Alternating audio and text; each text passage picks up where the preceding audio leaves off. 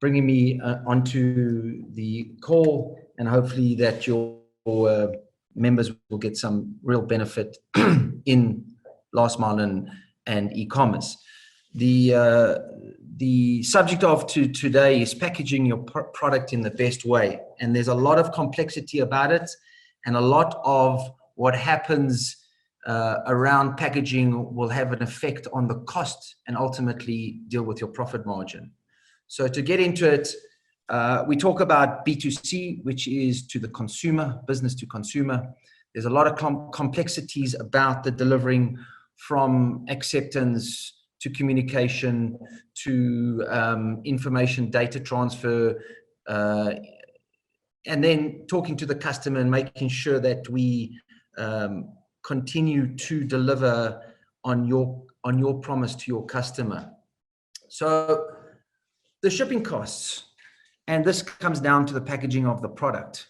And there's been a lot of surveys, but over 75% of shoppers expect the couriers, the transporters to have affordable, fast deliveries when they shop online. But sometimes it becomes complex because the product that you're physically selling has not really been thought about when it comes to how much it really costs to get to the end user.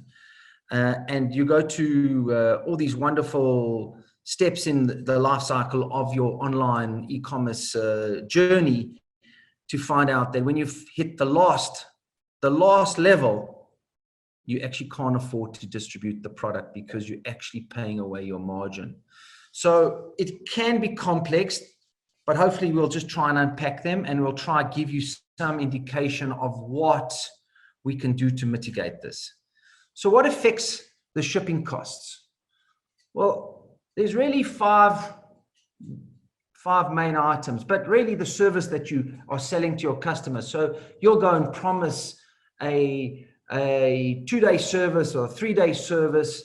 You won't have the product in your business, and suddenly you will end up having to buy a next day service, which really could cost a lot more money than buying a road service or a more economy-based service. So I think that is a fundamental milestone that you need to just bear in mind. The other aspect is South Africa is quite a vast place, and there are a lot of towns in a lot of remote areas which could have an effect on the cost of your delivery. There are local areas, main center, regional, high risks, mines, all these places which could incur more risk. Then you have the actual weight of the parcel. And the real item that we want to talk about is the volumetric charge, the volumetric kilogram of a parcel. And generally the transporter sells space. So they'll take the greater of the actual weight or the volumetric weight of the parcel. And I think it becomes complex because people think it's just quite easy. Let's just, weigh a box and just send it. But it doesn't really work like that. A lot of transporters sell space in a truck. And when that space is full, you got to get another truck. And that becomes the complexity of making sure that we can manage our supply chain in achieving our output. So again, I think this is a critical slide that one should bear in mind. And I think that, and I articulated it earlier in the meeting, is that depending on your basket price of your sale, of what you're selling online, you really need to figure out that the cost of distribution has a huge bearing on your margins. So if you've got a high value item like a mobile phone or a computer, which is small, you could have margins of 0.7 to 1.5%. But if you've got a low value item, it could range seriously high from 6 to 12 or not more. So I think what we need to do, or what you really need to do, is make sure that whatever you decide to sell online is niche, in my opinion, is something that the customer really wants. And not that he'll take it at any price, but I don't think that he'll be begrudged on the fact that you are charging for a distribution cost. So I think it's really critical, this slide, and I think that you really need to deal with this very carefully. So what's the best way to package your goods and why? And what are the objectives of it? And I think that we've all been to the airport. We've all seen how people handle and manhandle your physical bags, which some are hard, some are soft. But I think when you're packing a product and it is fragile, or it's oblong, or it's very, very difficult in what you're trying to sell, a washing machine, a umbrella, something, a braai, whatever it could be.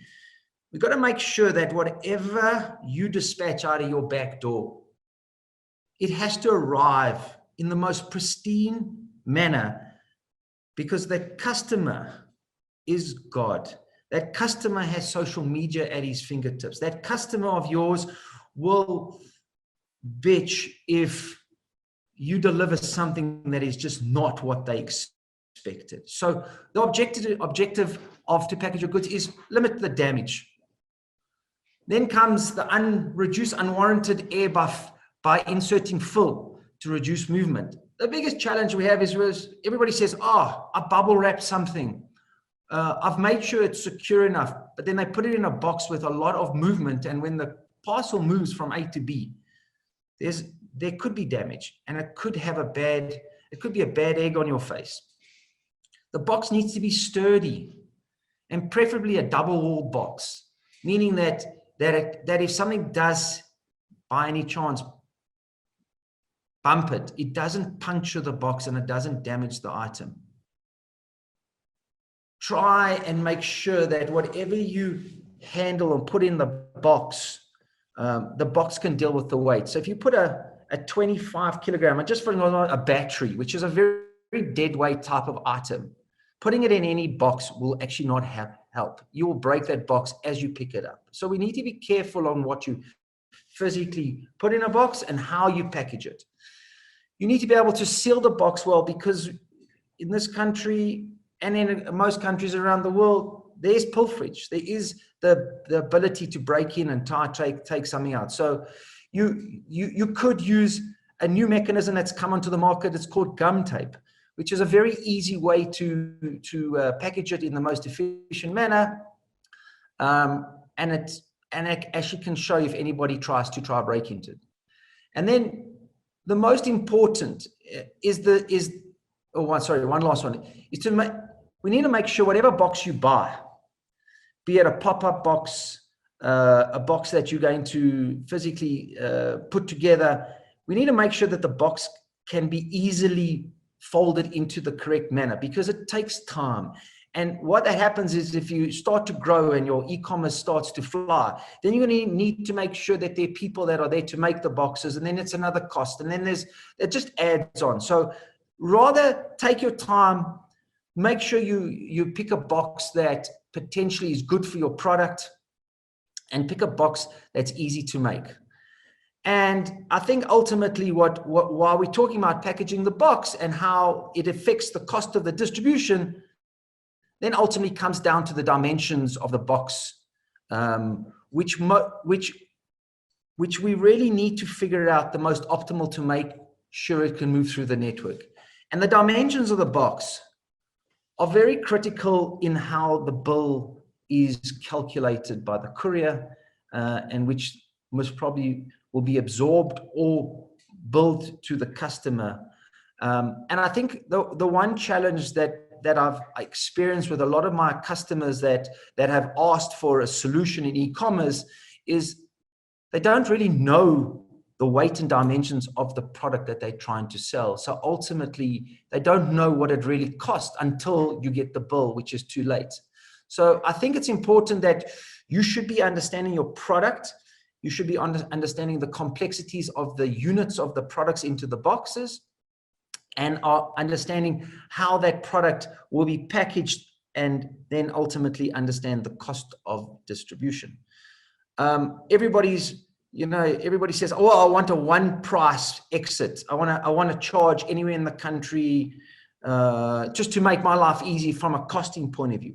If you have a product like a mobile phone, which is small, or a computer, life is simple. But if you're selling a variety of products with dimensions that are as small as a computer, as big as a washing machine. You've got to be very careful on how you manage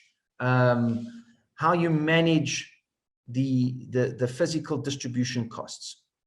So in calculating the dimensions of the box has three criteria. It has a length, it has a height, and it has a width. Sorry, it should be a W, not an H. These three components make up the measurement, and they're called the volumetric weights. And depending on how your courier really charges you or the speed of the service, you could have a factor of 5,000 or 4,000 to calculate the units in kilograms. Normally, the Express has a 5,000 factor, and Economy will have a 4,000 factor. And sometimes the couriers that you have out there might hoodwink you into say, oh, I'll give you a discount on economy service, but charge you a 4,000 factor, which in effectively is very much the same price. It's just 25% more and 25% less on your eye, but ultimately it's the same cost if it's on Express. So we need to be very careful of how your courier articulates and how they're going to bill you in the end. Here's some pictures of some items on packaging. You'll see the top is what you shouldn't be doing. You shouldn't be just putting product parcels in a box and let them move around. You need to make sure there's full. If you're going to use bubble packaging, you need to make sure that you fill to the top of the box. You need to make sure that there's no glass. If you are going to do glass, we need to make sure that you have some product that can help it not move. And ultimately, if you use a substandard box, your box will look like that on the right.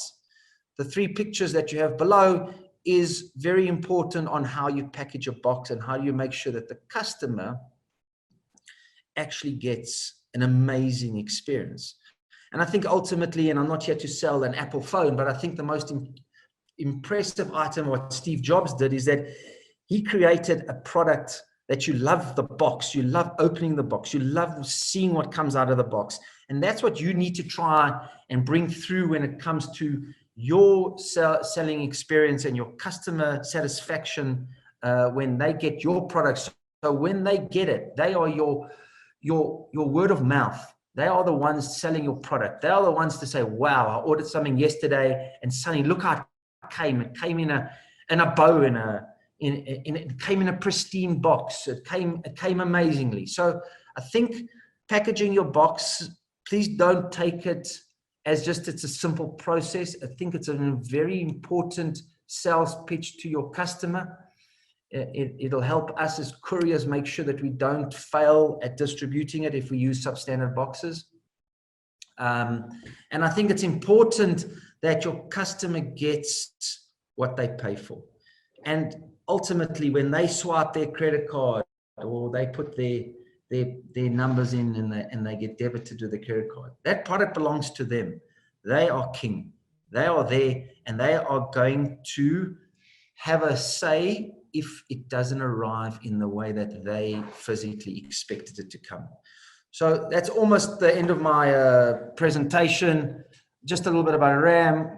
We track everything directly to where it needs to go. Online, everything is driven by mobile. It's paperless, it's green. And especially what's happening with COVID now, I think it's a critical time that people are wanting a paperless delivery, a contactless delivery. But ultimately, as couriers, we need to be responsible to you guys to prove that the deliveries were done on time and correct. So, guys, I hope you enjoyed the presentation. I'm going to stop sharing it. If there's any, I think there was Q&A. If there's any questions, I'm happy to answer them.